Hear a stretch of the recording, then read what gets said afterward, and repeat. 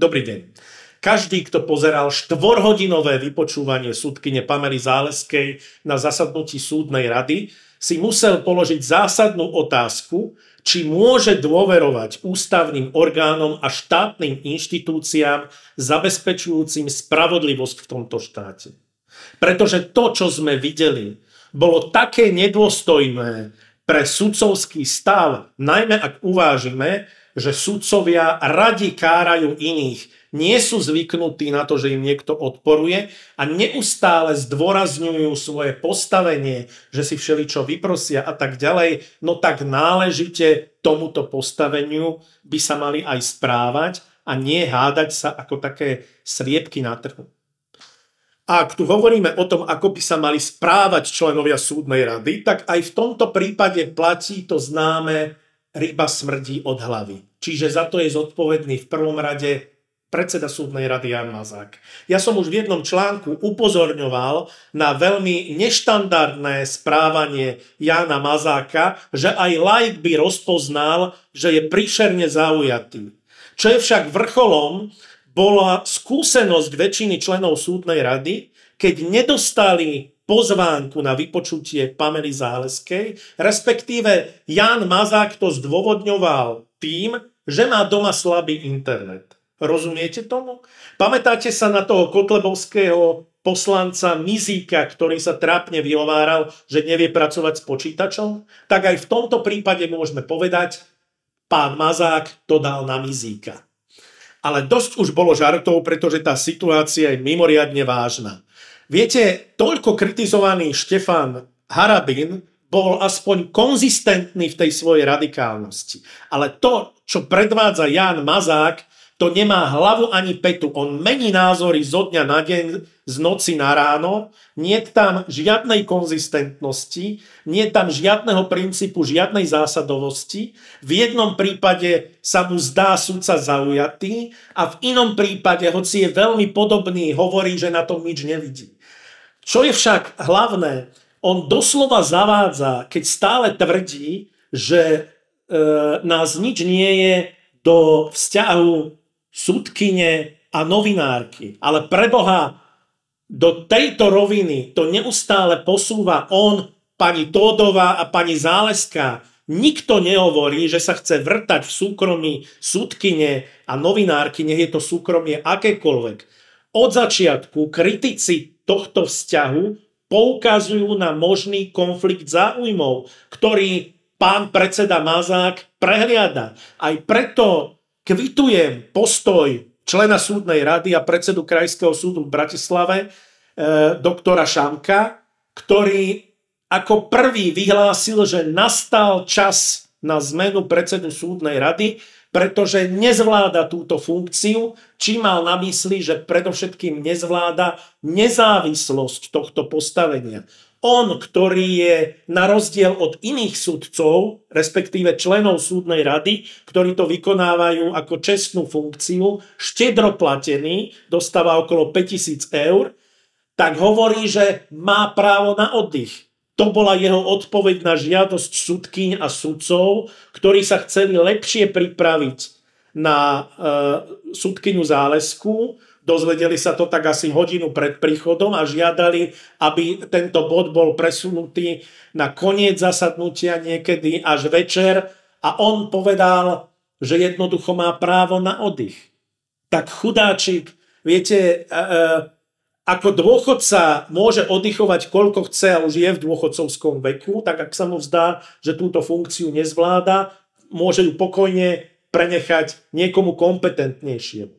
Ale poďme k meritu veci. Ako zdôrazňovali viaceré sudkyne, ale predovšetkým tú podstatu vystihol doktor Šamko, tu naozaj nejde o vzťah sudkyne a novinárky. Dokonca, aj keď hovoríme o vynášaní zo spisu, ktoré je preukázateľné, veď všetci zabudli na to, ako sa Monika Tódová chválila tým, že to, čo vyťahovala z trémy, je vo verejnom záujme. Už to bol trestný čin, už tam sa tým mali zaoberať orgány činné v trestnom konaní, ale v tomto prípade to naozaj nie je úloha súdnej rady? Úlohou súdnej rady, ktorá vyplýva zo zákona, je dozerať na odbornú spôsobilosť sudcov vykonávať toto povolanie, či tam nenastáva nejaká kolízia a či je u toho sudca záruka, že je nezaujatý. A v tomto prípade je dôležité nielen to, čo povedala sudkyňa Záleská, ktorá všetko poprela, že ona sa necíti byť nejako zaujatá a že nevynášala nič a tak ďalej. V tomto prípade je dôležité predovšetkým to, ako sa to javí verejnosti.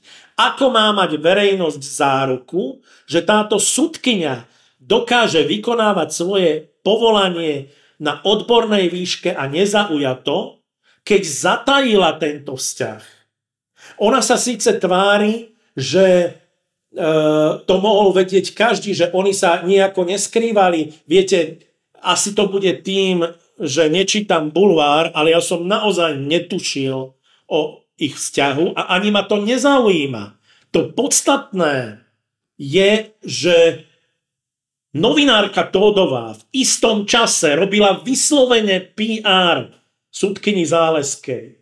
Písala veľmi jednostranné články, čo potvrdil aj sudca Šamko, že to nebolo v poriadku. A jednoducho v takomto prípade si môžete byť istí, že obhajcovia obžalovaných využijú všetky prostriedky na to, aby spochybnili tieto procesy. Čiže sa môžu otvárať na novo, čiže tu hrozí, že sa budú na novo posudzovať všetky prípady, ktoré za toto obdobie mala pod svojou gesciou sudkyňa Záleská. Rozumieme, o čom hovoríme?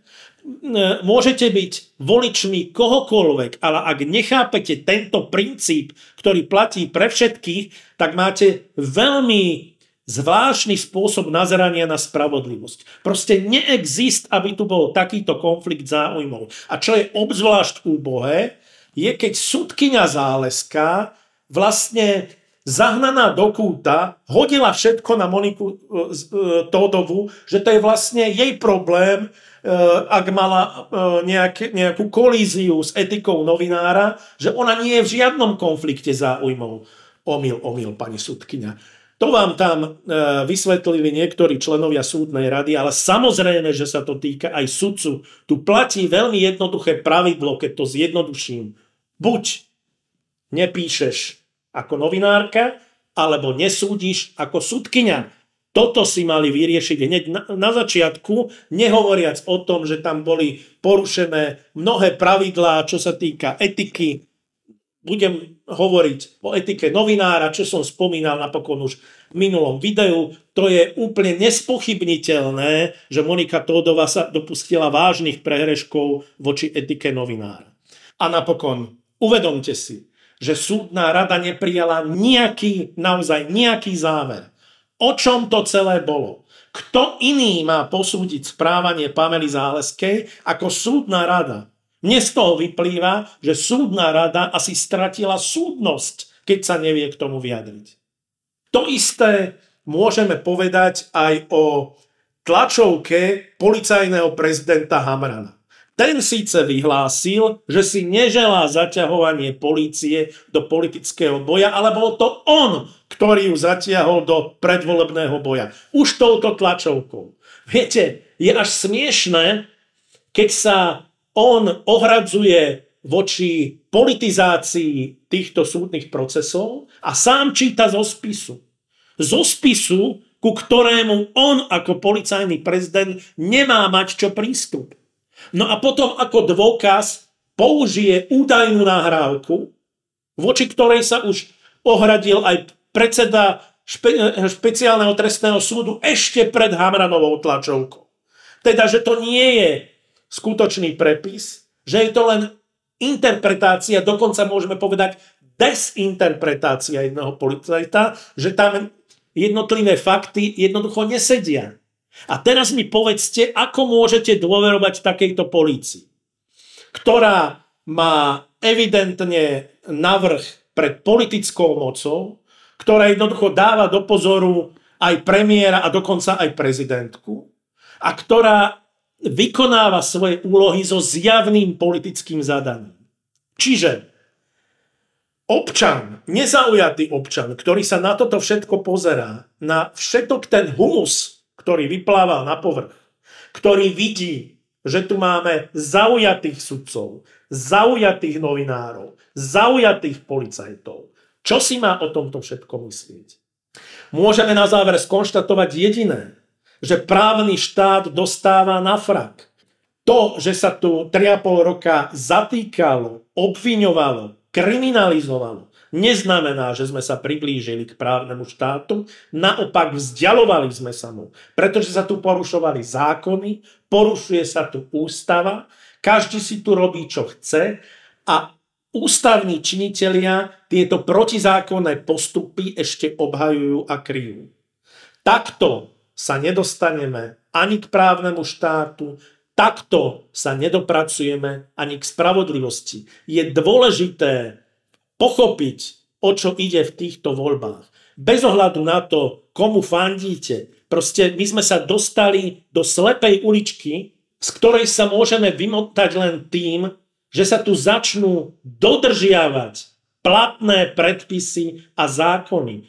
O nič menej a o nič viac tu nejde. Proste nemôžeme porušovať prezumpciu neviny. Nemôžeme sa dívať na to, ako sa tu popri vyšetrovateľoch, popri sudcoch, popri prokuratúre vytvára nejaká mediálna moc, ktorá dopredu už niekoho odsúdi, ktorá vytvára tlak na sudcov a prokurátorov, že v prípade, že nebudú súdiť tak, ako si to oni želajú, tak dotyčného sudcu alebo prokurátora zdiskreditujú, čo už vieme, že sa deje na dennom poriadku. Takto spravodlivosť nevyzerá a tomuto treba zabrániť a rázne to ukončiť bez ohľadu na to, kto je v týchto procesoch vinný.